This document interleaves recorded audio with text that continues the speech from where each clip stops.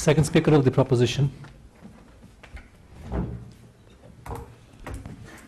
Good morning, ladies and gentlemen. My name is Aparna Shankar. Now, first of all, I'd like to explain to the opposition what a burden is. Now, there is a reason we stated your burden, ma'am, because you've completely ignored it. None of the proposition's points have even attempted to counter the point that discrimination on caste-based, communal-based, on race-based, or ethnicity-based lines does not exist. The burden of the opposition at large is to prove to us why affirmative action is the best way and the only way forward to battle these. Now, let me define affirmative action, because that would largely tell you why the first speech of the opposition was completely irrelevant. Now, affirmative action, it is a policy of favoring members of a historically or currently disadvantaged group on caste, ethnicity, race, and other communal lines.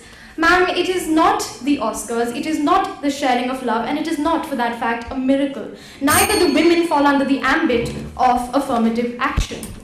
Now, all the facts you've stated, denied, all the facts you've stated do in fact support us, because if for such a long time, if in the current society, the historically disadvantaged groups are still discriminated against, affirmative action policies have not worked. Yes, ma'am. Okay, so you say that affirmative actions have not been proven productive, considering that they've been persisting since a very long time. You've proven them to be productive. Okay, so this means that you agree. Okay, thank you so much. Now, the people she's quoted have fought their struggles 50 years in the past, and I'd like to alert the opposition to two little words in the motion. It is time.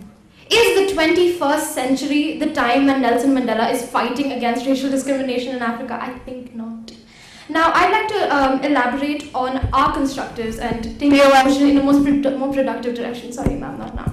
Now, ladies and gentlemen, affirmative action focuses on an accident of birth. It focuses on lines that divide society not by anything other than chance.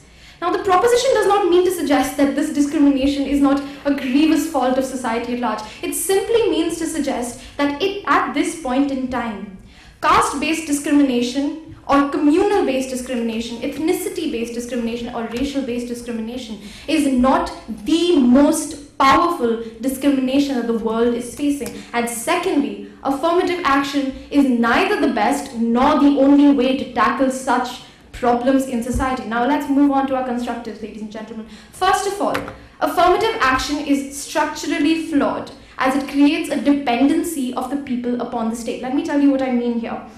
When the policy of affirmative action was first implemented in the variety of countries that the opposition has so kindly stated for us, there was no time frame given. Yes, ma'am.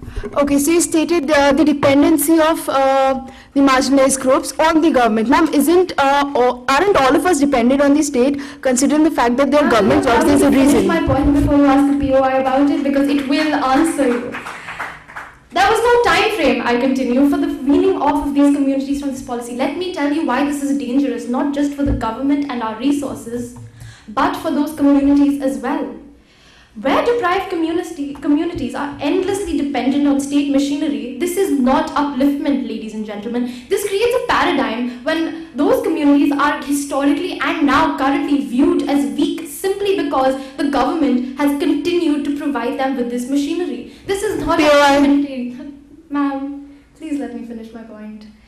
For example, in India, when we give these groups reservations, the fact is that reservation is not allowing them an opportunity to prove their worth. It is simply giving them that spot.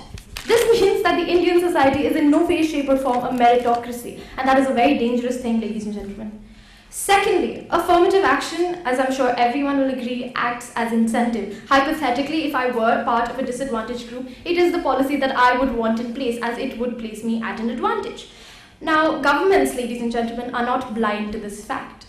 It has been incentivized and turned into an instrument of vote bank politics. Let's examine when reservations were first implemented in India. The VP Singh government came to power on the basis of this very fact, on the basis of their promotion of the Mandal Commission's report. That is the reason they even came into government. And when such a situation arises, ladies and gentlemen, a policy becomes politically charged. Affirmative action does not exist in current society because it is the best policy. It simply exists because governments have realized it is the best way for them to gain power. So when you say, ma'am, that we are challenging the European Union by saying that affirmative action need not exist any longer, yes, we are. We are simply saying that it is difficult, it is impossible for any government to remain in power if they challenge such a large portion of our society by threatening to take them off a policy that they did not plan on weaning them off in the first place. Point of information. That is how our first two constructives connect. Yes, sir. Why are we restricting ourselves to the Indian perspective only? I agree to the fact. So I'd like to explain to you. There's a little concept called an example. The United States of America. Now let me prove to you why affirmative action is a bad policy. Now, as we defined it, and as is the definition of affirmative action policy making, it is, as I said before, the policy of favoring members of a disadvantaged community. What this means is, we have taken a magnifying glass to history and attempted to make amends for history in the past. I'm not saying that this is a terrible thing. I'm not saying that these mistakes were not made by communities with advantages in the past. I'm simply saying that, ladies and gentlemen, we are not living in the present. It ignores the current standing of individuals in society. Now, I'd like to take up two examples to prove this fact to you. Now, let's take the example. So again, sir, an example. Let's go to another country, in fact, just for him. An economically disadvantaged black person, excuse my term if I'm not politically correct, and an economically disadvantaged white person. They are both at a similar degree of disadvantage, if not the same. And what affirmative action policy does is says that this black person, by virtue of the accident of birth that places him in this position, is deserving of upliftment and not the same person of a different race. Now, ladies and gentlemen, that is a dangerous idea. The state is being selective not on the basis of any virtue of anything other than chance.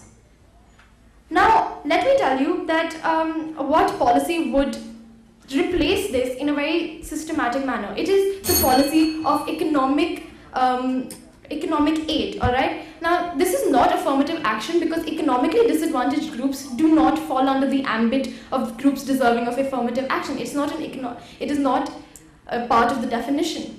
Now, if we create policies that give advantages, give opportunities to economically disadvantaged people, not only do the historically disadvantaged groups fall under this ambit, but also anyone else deserving of state aid. Now, what the point I'm trying to make here is that economic differences cut across social differences. Everyone deserving of help will be helped, and this will no longer be the myopic policy that it is today. Now, next, I would like to prove to you why affirmative action as a policy does not do what it claims to do. It in fact is the opposite. Now, what the opposition has come up here and told us is that these historical differences, the only way to erase them is by affirmative action. Ladies and gentlemen, this is completely incorrect. Because if in the current society, people are getting jobs by virtue of their caste, their race, their ethnicity, they are discriminated against in the very position that they achieve. In colleges, the ostracization faced by people of a different caste is massive. And time's up, ma'am. Here I'd like to end my speech, unfortunately. Thank you so much.